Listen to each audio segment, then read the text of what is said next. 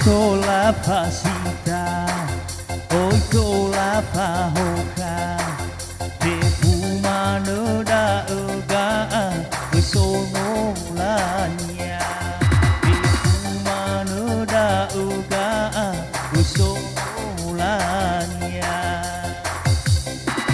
Oito la pasita, oito la pahoka.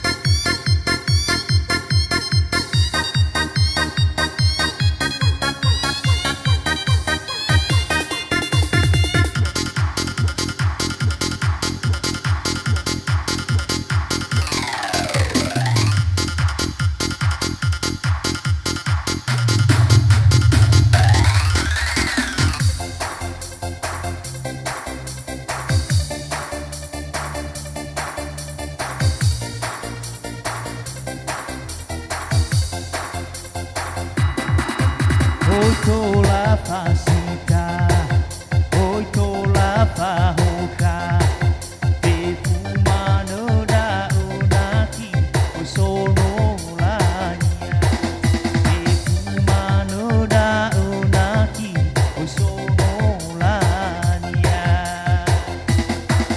Te ono alave, sone ke mamau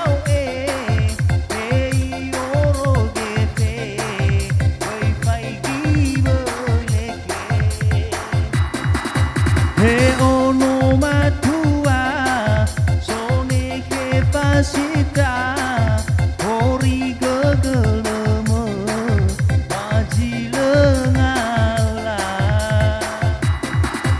Oito la pasita, oito la pahoka, te pumano da uga,